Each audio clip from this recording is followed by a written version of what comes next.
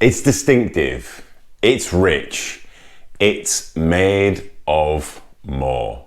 Today, we're drinking Guinness Draught.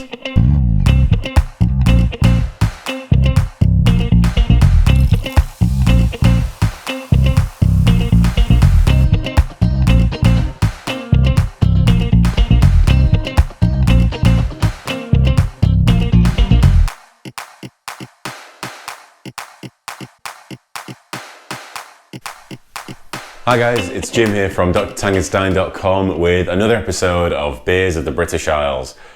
On today's episode, we're drinking Guinness Draught Stout.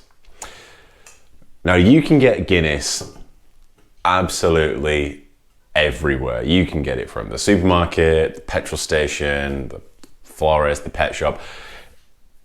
Everywhere that sells anything will sell Guinness.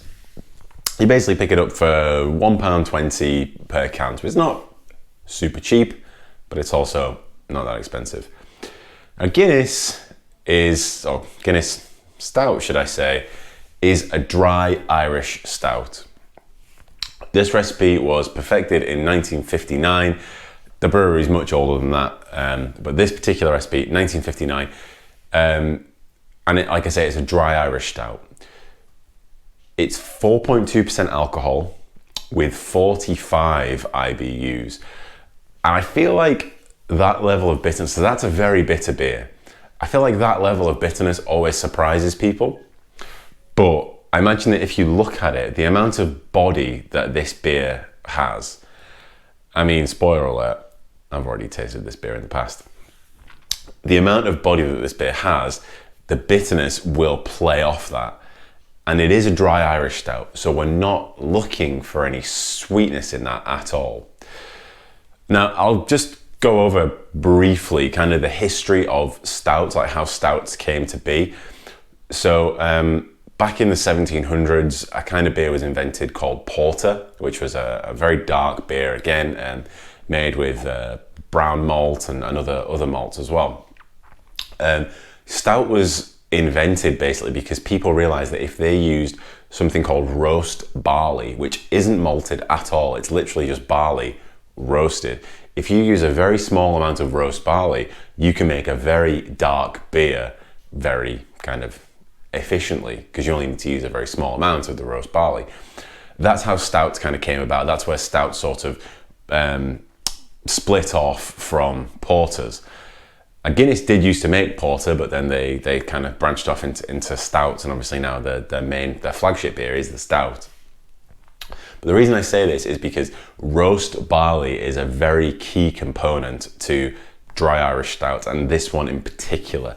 So Guinness pride themselves on roasting their own barley, and you know their process, their tradition of it. So I think there might be as much as 10% roast barley in this beer, which is quite a lot. So from that, I'm imagining a very, very dry roast beer, I guess. So roast characters, think of, it's kind of, I always think roast, not toast. So think coffee, you know, the way that coffee's kind of almost acidic rather than sort of toast, which is kind of a little bit sweet. So I imagine a lot of roast character, kind of acidic, bordering on sour, but not really. And 45 IBUs, I don't even want to think about any hop character in this beer. That's what I'm thinking about.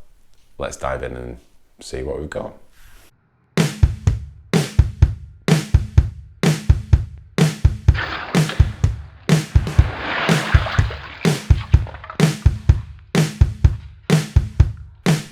Now, I don't normally do this.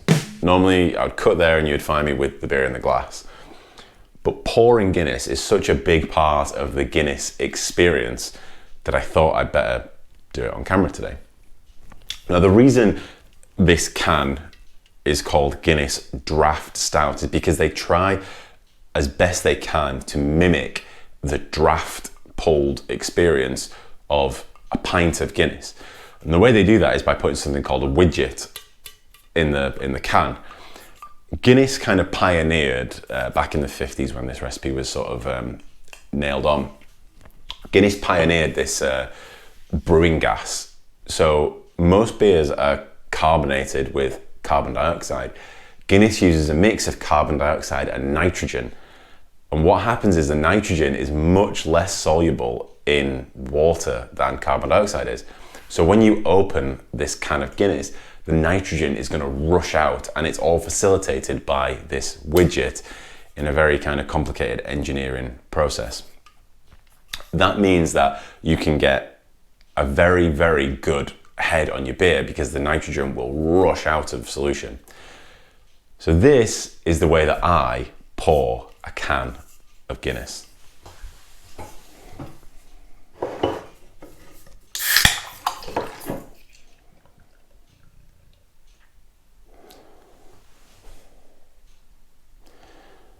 You have to do it very quickly.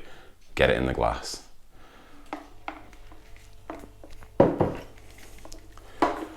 Part of the experience of a Guinness is kind of waiting for it. If you've ever been to Ireland and ordered a pint of Guinness, you'll see them all kind of lined up on the bar. To honour that tradition here today, I will just wait a beat before I finish pouring the rest of my beer into the glass. But I do always wonder how important that time is. I mean, I think it's something like 119 seconds you're supposed to wait. That sounds a little bit too precise to be true for me. Anyway, let's finish this off.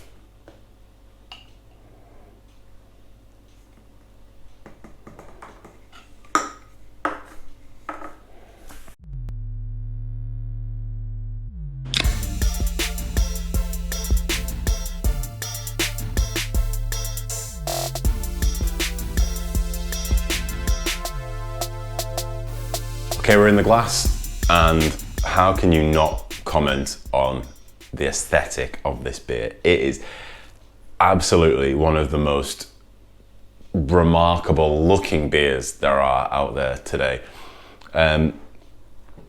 It's dark with a very, very thick off-white head. And like I say, that's because of this nitrogen brewing gas that they use, the nitrogen carbon dioxide blend. So it looks amazing, and it smells. You get kind of a. So remember earlier I was talking about the roast character. It almost smells like fermented coffee, because the yeast do play a big part in a stout as is. So this is kind of what you would refer to like an ester character. So almost just a little bit fruity, so a little bit almost, think about very, very small amounts of pear drop and banana on the nose. That coupled with that roast coffee smell is it's lovely. I'm glad to see that this beer can't even remember ever seeing any hops. You certainly can't smell any.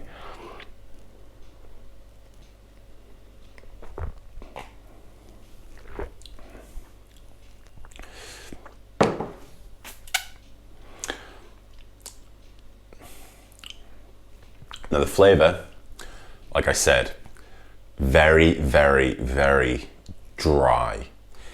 It's got that high bitterness, but it's also got that roast kind of astringency. It's almost a puckering flavour. So it's almost a, kind of that, almost like tea. The way that tea is bitter. It's the same here. No sweetness in it at all. No residual sweetness. Nothing left over.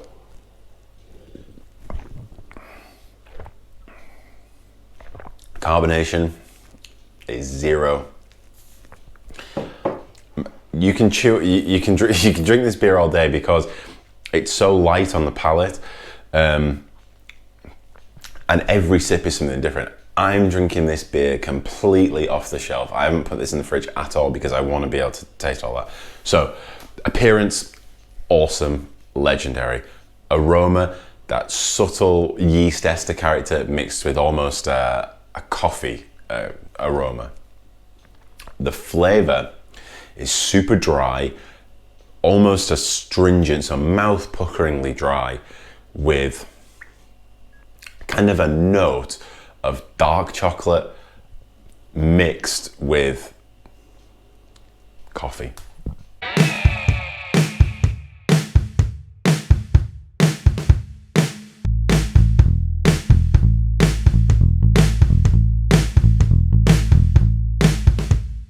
So I mentioned this recipe was nailed down in 1959. That was when the draft recipe was last kind of updated. This year was special because it marked the 200th anniversary since Arthur Guinness, the founder of the Guinness Brewery, signed a 9,000 year lease on his brewery. So, I mean, that's a big flex to sign a 9,000 year lease on your brewery, just to know that you're going to be killing it until then. So it's set up in Dublin.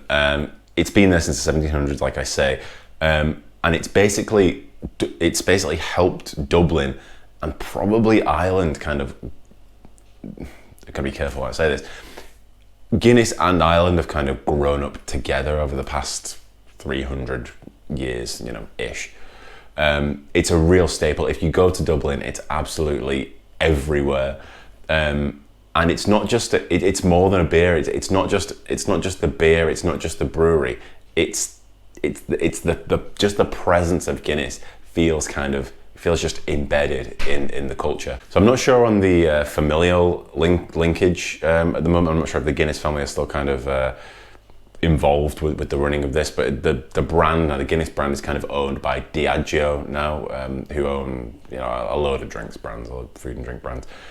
But what I will say is that the brewing of Guinness still happens at the Open Gate Brewery in Dublin, where that 9,000 year lease was signed 200 years ago. So, they're still working on that one. It's still there. It's still Guinness as much as it ever was.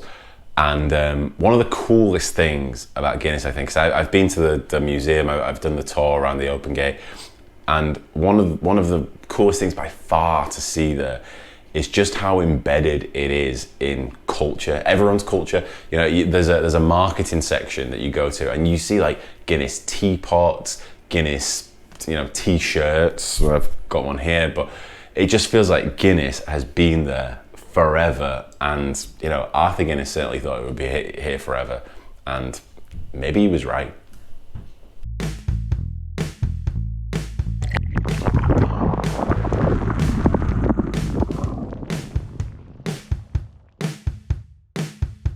Again, a special beer needs a special segment. This beer is so ingrained in culture that there's just so many myths surrounding it. So I just thought I would address some of the myths in the way that I think necessary. So the first myth is that drinking a pint of Guinness is like having a meal. I think the only people who've never drank Guinness think that. I mean, it's just a beer like any other. It has a really thick, creamy head, but there's almost no carbonation in it. It's the same consistency as any other drink. I personally don't think that it's like eating a whole meal. The second one is that it's super strong, that Guinness will knock your socks off. It's only 4.2%, so it's not knocking anybody's socks off. If anything, this is a session beer. The third myth is that Guinness is good for pregnancy because it has iron in it. I saw in doing a bit of research, as I said, I saw some terrible stories of women who were just distraught that they'd been drinking a load of Guinness during pregnancy. 3 pints of Guinness has the same amount of iron as 1 egg yolk. So if you want to drink 3 pints of Guinness to get 1 egg yolk's worth of iron, maybe there's a better way to get it. The final myth I'm going to address is that Guinness is the black stuff. This is a myth also. I mean, it certainly looks black, right? But if you dig a little deeper into this beer, you'll see that it's actually kind of a ruby red color. I'm not sure if that's coming through. It's not even black. I mean, it took me a while to take that on board and to actually believe it, but when you look at it, you can see that it's true.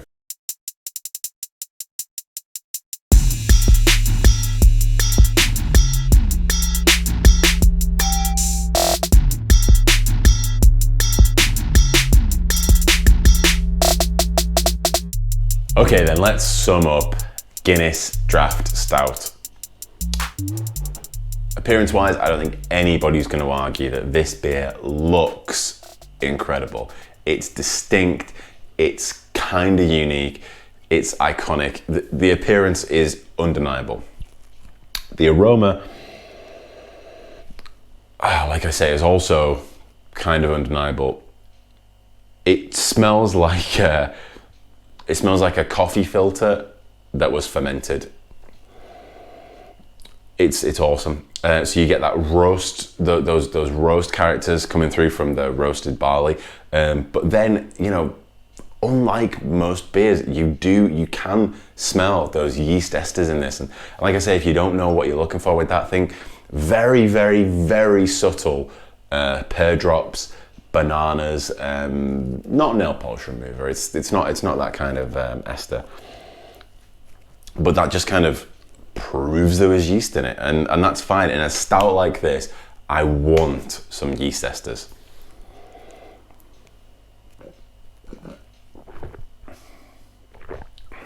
The flavour. The key thing in the flavour of this beer, or the experience, the palate of this beer, shall I say, is the mouthfeel. So it's so puckeringly dry. It's very, very dry.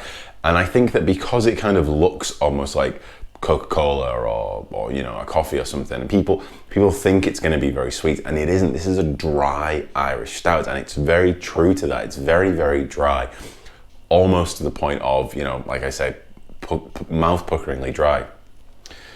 When you do swallow eventually, and you know, all that astringency's out of your mouth, you can then appreciate like I say, there is a coffee note to it, there is a chocolate note to it, there's also a little underlying sort of ribbon of licorice running through it. I don't like to say things like that, because when you're faced with a black beer, or which, you know, maybe not a black beer, when you're faced with a dark beer, people tend to just think of dark foods and think, oh, that's what it must taste like. But that's what we're dealing with here. We're dealing with roasted coffee, a touch of dark chocolate, and a real kind of underlying licorice note. Now, I wouldn't dream of rating Guinness Draught Stout out of 10. Instead, what I'm gonna say is, if this beer were a song, it would be Fairy Tale of New York by the Pogues. And I don't mean that because it's a Christmas drink or anything. I mean that because A, Irish, B, that song is more than a song now. That song, to me, is Christmas. When you hear that song, it's Christmas. It's more than a song. This black liquid, maybe black liquid, is much more than a beer. It's an institution, it's a city, it's a country, it's a culture, it's Guinness, and I don't think you can argue with it. So head down to your supermarket, head down to anywhere, like I say, head down to anywhere, grab yourself some Guinness. It's very reasonably priced, and if you like Guinness, maybe just drink Guinness, because like I said at the start there, it's unique. Until next time, guys, cheers.